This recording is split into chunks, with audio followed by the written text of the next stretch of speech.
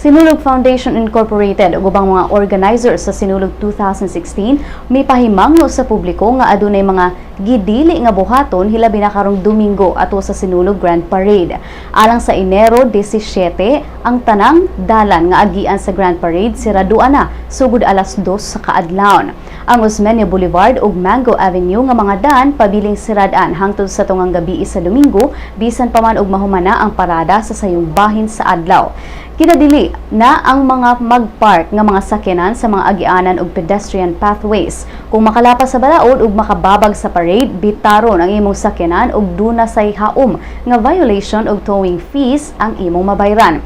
Ginadili sab ang pagbitay o pagbutang og mga commercial banners sa dalan, mga poste ug mga kahoy. Ang mga sinulog event banners lang ang gitugutang i-display sanglit duna kini permits. I-dismantle sab ang mga bleachers nga walay permit gikan sa Office of the Building Official sa Cebu City Hall.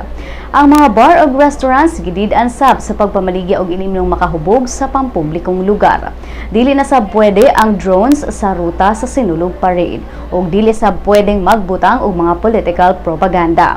Ug gipahimangnuan ug gipahinumdoman sab sa Sinulog Foundation nga gikan karong adlawa Enero 15 hangtod na sa Domingo Enero 17 wala na mga permits nga ihatag sa mga establishmento nga anaa sa ruta sa parade aron makapahigayon og street party.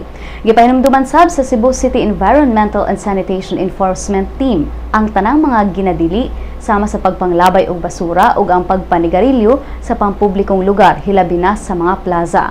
Ang masakpang maglabay og basura pamultahon og 500 pesos. Samtang ang makitang manigarilyo pamultahon og 1,500 pesos. Samtang daan ang gibutang ni Sinulog Foundation Incorporated Executive Director Ricky Ballesteros nga ang mga maghubog-hubog o magpabadlong sa parade route, i-detain sila og mapriso og di mo minus 30 kaadlaw og pamultahon og di mo lapas 200 pesos.